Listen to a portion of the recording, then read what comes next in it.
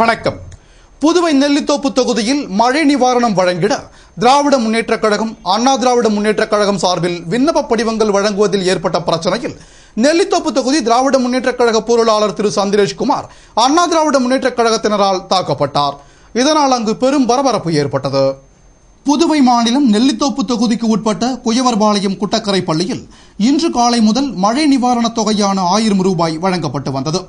இதில் பொதுமக்கள் நீண்ட வரிசையில் நின்று மழை நிவாரணத் தொகையை பெற்றுச் சென்றனர். முன்னதாக முன்னாள் முதலமைச்சரும் நெல்லித்தோப்பு தொகுதியின் முன்னாள் சட்டமன்ற உறுப்பினரும் புதுவை மாநில திராவிட முன்னேற்றக் கழக அமைப்பாளருமான திரு RV ஜானகிராமன் மற்றும் தற்போதைய சட்டமன்ற உறுப்பினர் திரு ஓம்சக்தி சேகர் ஆகியோர் தனித்தனியே நிவாரணம் பெற உள்ள விண்ணப்பங்களை தங்களது புகைப்படம் அச்சிட்டு பொதுமக்களிடம் வழங்கியுள்ளனர். இதனை பெற்றுக்கொண்டு மழை நிவாரணம் பெற நின்றிருந்த மக்களிடம் ஓம்சக்தி சேகர் ஆதரவாளர்கள் தொகுதியின் சட்டமன்ற உறுப்பினரின் புகைப்படம் போட்ட விண்ணப்பத்திற்குத்தான் நிவாரணம் வழங்கப்படும், பதவியிலேயே இல்லாத ஜானகிராமனின் புகைப்படம் போட்ட விண்ணப்ப படிவம் செல்லாது, அதற்கு அதிகாரிகளும் நிவாரணத் தொகை 1000 ரூபாயினை தரமாட்டார்கள் என்று புரளியை கிளப்பிவிட்டனர். இந்நிலையில் அங்கு வந்த ஜானகிராமனின் ஆதரவாளர்கள் இந்த வதந்தியை நம்ப வேண்டாம், எல்லா விண்ணப்ப படிவத்திற்கும் மழை நிவாரணம் கிடைக்கும் என்று பொதுமக்களிடம் விளக்கி கூறினர். இது ஓம்சக்தி சேகர் ஆதரவாளர்களுக்கு கோபமூட்டவே ஜானகிராமனின் ஆதரவாளர்களோடு வாய் தகராறில் ஈடுபட்டனர். இதனிடையே அங்கு வந்த போலீசார் இரு தரப்பினரையும் சமாதானம் செய்து அனுப்பி வைத்தனர். அனைத்து விண்ணப்ப படிவங்களுக்கும் மழை நிவாரணம் கிடைக்கும், எனவே பொதுமக்கள் யாரும் பதற்றமடைய தேவையில்லை என்று கூறினர். இதனால் பொதுமக்கள் நிம்மதி பெருமூச்சு விட்டு மீண்டும் வரிசையில் நின்றனர். இதனையடுத்து 2 பிரிவினரும் அங்கிருந்து புறப்பட்டு சென்றனர். அப்போது முன்னாள் முதலமைச்சர் திரு RV ஜானகிராமனின் மகன் சந்திரேஷ்குமார் குயவர்பாளையம் அண்ணா திராவிட முன்னேற்றக் கழக சட்டமன்ற உறுப்பினர் அலுவலகம் அருகே வந்து கொண்டிருந்தார். அப்போது அண்ணா திராவிட முன்னேற்றக் கழக சட்டமன்ற அலுவலகத்திற்கு வந்த ஓம்சக்தி சேகர் சந்திரேஷ்குமாரை தகாத வார்த்தையால் திட்டியதாக தெரிகிறது. அப்போது சந்திரேஷ்குமாரும் ஓம்சக்தி சேகரை திட்டியதாக தெரிகிறது. இதனிடையே இரு தரப்பினரும் அங்கு வந்தனர். அப்போது இரு தரப்பினருக்கும் இடையே கைகலப்பு ஏற்பட்டது. அப்போது அண்ணா திராவிட முன்னேற்றக் கழக சட்டமன்ற அலுவலகம் அருகே உள்ள வீதியில் இருந்து ஓம்சக்தி சேகரின் ஆதரவாளர்கள் 20க்கும் மேற்பட்டோர் திராவிட முன்னேற்றக் கழகத்தினரை தாக்க ஓடி வந்தனர். இதனால் அங்கிருந்து சந்திரேஷ்குமாரை திராவிட முன்னேற்றக் கழகத்தினர் பத்திரமாக அழைத்து வந்து திராவிட முன்னேற்றக் கழக தலைமை அலுவலகத்திற்குள் அனுப்பி பாதுகாப்பாக இருக்கும்படி கூறி வெளியே நின்றனர். இந்நிலையில் அங்கு வந்த போலீசார் சந்திரேஷ்குமாருக்கு பாதுகாப்பாக நின்ற திராவிட முன்னேற்றக் கழகத்தினரை தடியால் அடித்து உதைத்தனர். இதனால் அவர்கள் அனைவரும் அங்கிருந்து ஓடினர். இதனை சமயமாக பயன்படுத்திக் கொண்ட ஓம்சக்தி சேகரின் ஆதரவாளர்கள் திராவிட முன்னேற்றக் கழக அலுவலகத்தில் இருந்த சந்திரேஷ்குமாரை தாக்கினர். இதனால் பலத்த காயமடைந்த சந்திரேஷ்குமார் செய்வதறியாது திகைத்து நின்றார். இது குறித்து தகவல் அறிந்த காவல்துறை உயர் அதிகாரிகள் அங்கு வந்து தாக்கிய அண்ணா திராவிட முன்னேற்றக் கழகத்தினரை அங்கிருந்து விரட்டி அடித்து சந்திரேஷ்குமாரை காப்பாற்றினர். பின்னர் அவரை மருத்துவமனையில் சிகிச்சைக்காக அனுமதித்தனர். இதனிடையே திராவிட முன்னேற்றக் கழகத்தினரும் பதில் தாக்குதலில் ஈடுபட்டனர். இதனால் அண்ணா திராவிட முன்னேற்றக் கழகத்தினர் ஒரு சிலருக்கு காயம் ஏற்பட்டது. தகவல் அறிந்து அங்கு வந்த RV ஜானகிராமன் மகன் தாக்கப்பட்டதற்கு நியாயம் கேட்டும், திராவிட முன்னேற்றக் கழகத்தினர் தாக்கப்பட்டதற்கு நியாயம் கேட்டும் தனது ஆதரவாளர்களோடு நெல்லித்தோப்பு சிக்னலில் போராட்டத்தில் ஈடுபட முற்பட்டார். அதற்குள் அங்கு வந்த போலீசார் போராட்டத்தில் ஈடுபட முயன்ற RV ஜானகிராமன் உள்பட திராவிட முன்னேற்றக் கழகத்தினரை கைது செய்து குபேர் திருமண மண்டபத்தில் அடைத்தனர். இதனால் அங்கு பரபரப்பு ஏற்பட்டது. தகவல் அறிந்து அங்கு வந்த முதலமைச்சர் திரு வைத்தியலிங்கம் RV ஜானகிராமனுக்கு ஆறுதல் கூறினார்.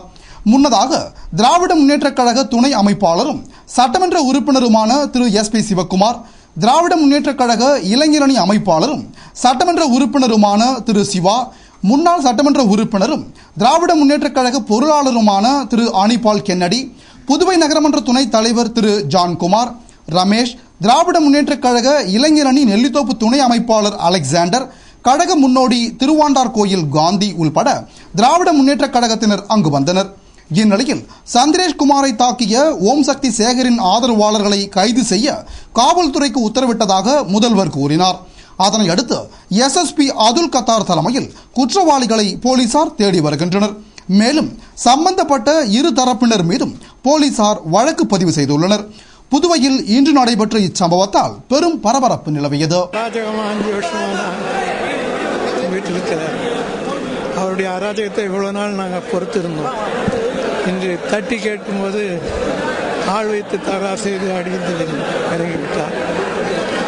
அவர் போக்கை கண்டித்து நாங்கள் வரும் 2 நாளில் கழக முன்னோடிகளை கலந்து பந்த் அறிவிக்கிறார். நெல்லித்தோப்பு தொகுதியில் திராவிட முன்னேற்ற கழகத்தின் மாநில அமைப்பாளரும் உடன்பிறப்புகளும் பயங்கரமான முறையில் அவர்கள் மீது திட்டமிட்டு தாக்குதல் நடத்தப்பட்டிருக்கின்றது. தேர்தல் வருவதற்கு முன்பாகவே இது ஒரு முன்மாதிரியாக இதில் இறங்கி இருக்கிறார்கள் என்று கருதுகின்றேன். இதை இப்படியே வளர விடுவது மிக கடுமையான விளைவுகளை அந்த தொகுதியில் ஏற்படுத்தக்கூடிய ஒரு சூழ்நிலை ஏற்பட்டுவிடும். இன்றைக்கே சட்டம் ஒழுங்கு கிடக்கூடிய அளவில் கவுன்சிலர்கள் அவர்களது உரிமைகளை கேட்டிருக்கின்றார்கள். அதில் எந்தவிதமான தவறும் இருப்பதாக தெரியவில்லை. பணம் கொடுக்கின்ற இடத்தில் அவர்கள் நோட்டீஸ் விநியோகம் செய்த ஒரு தவறு என்று எடுத்துக்கொண்டால் எல்லாமே தவறுதான். எனவே இந்த விஷயத்தில் அரசு ஆரம்ப கட்டத்திலேயே மிக கடுமையான நடவடிக்கைகளை எடுத்தாலேயே இந்த பிரச்சனைகள் தீராது. தேவையில்லாமல் வளர்ந்து பின்னாளில் பெரிய பிரச்சனைகளை சந்திப்பது போலாக உடனடியாக மாநில அமைப்பாளர் அவர்கள் கருத்துக்களை அறிந்து நடவடிக்கை எடுக்கும்படி கேட்டுக்கொள்கிறேன். திராவிட முன்னேற்ற கழகம் கடமை கண்ணியம் கட்டுப்பாட்டுக்கு வழிவந்தவர்கள். நாங்கள் இது வரைக்கும் அமைதியும் ஜனநாயகத்தையும் கடைபிடித்து வரோம். நெல்லித்தோப்பு தொகுதியில் ஏமாந்த காலத்தில் ஏற்றம் பெற்ற மாதிரி வெற்றி பெற்ற எம்எல்ஏ தேவையில்லாமல் அரசியல் நாகரிகம் இல்லாமல் தொடர்ந்து அநாகரிகமான முறையில் இதுபோல் கைகலப்பு தகராறு அமைதியாக இருந்த அந்த தொகுதியில் பல முறை வன்முறை வெறியாட்டம் நடைபெற்றிருக்கின்றது. போலீஸ் சூடு வரைக்கும் சென்றிருக்கின்றது. எவ்வளவு அமைதி காத்தாலும் அதனுடைய அரசியல் நாகரிகம் தெரியாமல் நடந்து கொள்கிறார். இன்று ஏற்பட்டிருக்கின்ற சூழ்நிலை மிக அசாதாரணமானது. இப்போது கூட கடமை கண்ணியம் கட்டுப்பாடு காத்து அமைதி காத்து பொறுமை காத்து எங்களுடைய மாநில கழகத்தினுடைய அமைப்பாளர் அந்த தொகுதியினுடைய முன்னாள் எம்எல்ஏ இன்று வரை அமைதி காக்க சொல்லி இன்று இங்கு இருக்கின்ற தொண்டரெல்லாம் வழிநடத்தி கொண்டிருக்கின்றார். இங்கு இருக்கின்றவருடைய கோபத்தை எல்லாம் அவர் பேசி அடக்கி கொண்டிருக்கின்றார். ஆனால் அவர் தனக்கு பெரிய செல்வாக்கு இருப்பது போன்ற ஒரு நாடகத்தை நடத்தி கொண்டு இன்று இந்த அளவிற்கு அந்த தொகுதியில் ஒரு அராஜ உச்சகட்டத்தை நடத்தியிருக்கிறார்கள். இப்போ வந்திருக்கின்ற காவல்துறையினுடைய உயர் அதிகாரிகளும் முதலமைச்சர் அவர்களும் நடந்திருக்கின்ற சம்பவத்தினுடைய நிலையை அறிந்து அதற்கான நடவடிக்கைகள் இறங்குவதாக சொன்னதை வைத்து அதற்காக காத்திருக்கின்றோம். அவர்கள் நடவடிக்கை சரியில்லை என்னும் பட்சத்தில் எங்களுடைய திராவிட முன்னேற்ற கழகத்தினுடைய நிலை அடுத்த நிலையை நாங்கள் அறிவிப்போம். மகாகவி சுப்பிரமணிய பாரதியாரின் பிறந்த நாளை முன்னிட்டு அவரது சிலைக்கு முதலமைச்சர் வைத்தியலிங்கம் மற்றும் அமைச்சர் ஷாஜகான் உள்ளிட்டோர் மாலை அணிவித்து மரியாதை செய்தனர். புதுவையில் மகாகவி சுப்பிரமணிய பாரதியாரின் பிறந்தநாள் விழா செய்தி மற்றும் விளம்பரத்துறை சார்பாக கொண்டாடப்பட்டது. பிறந்த நாளை முன்னிட்டு புதுவை பாரதி பூங்காவில் அமைந்துள்ள அவரது திருவுருவ சிலைக்கு முதலமைச்சர் வைத்தியலிங்கம், அமைச்சர் ஷாஜகான், முன்னாள் முதல்வரும் சபாநாயகருமான டி ராமச்சந்திரன் மற்றும் பாரதிதாசன் மகன் மன்னன் உள்ளிட்ட முக்கிய பிரமுகர்கள் மாலை அணிவித்து மரியாதை செய்தனர். இந்நிகழ்ச்சிக்கான ஏற்பாடுகளை செய்தி மற்றும் விளம்பரத்துறை இயக்குனர் செல்வராஜ் செய்திருந்தார். விளம்பர இடைவேளைக்கு பிறகு செய்திகள் தொடரும்.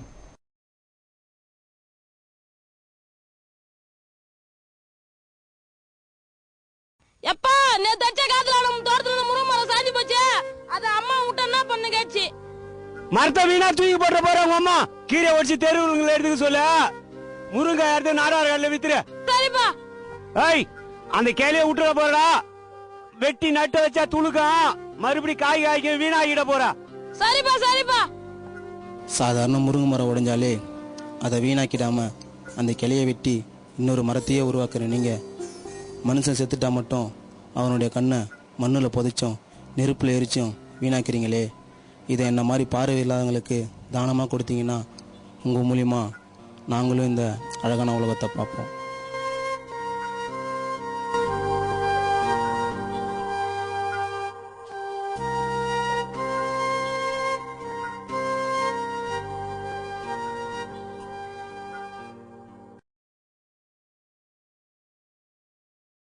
செய்திகள் தொடர்கின்றன.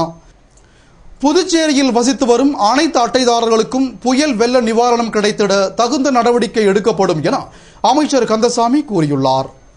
இது தொடர்பாக அவர் கூறுகையில், புதுச்சேரி அரசு குடிமைப் பொருள் வழங்கல் மற்றும் நுகர்வோர் விவகாரங்கள் துறை புதுவையில் வசிக்கும் மக்களுக்கு புதிய உணவு பங்கீடு அட்டை வழங்குவதற்காக கடந்த பிப்ரவரி 2010 முதல் ஜூன் 2010 வரை தற்பொழுது உபயோகத்தில் உள்ள அட்டைகளை நியாய விலை கடைகள் வாரியாக ஆய்வு செய்து குடும்ப அட்டையில் குறிப்பிட்டுள்ள முகவரியில் வசிக்காதவர்கள், இறந்து போனவர்கள், மற்ற மாநிலங்களுக்கு குடிபெயர்ந்தவர்கள் பற்றிய விவரப்பட்டியலை தயாரித்துள்ளது.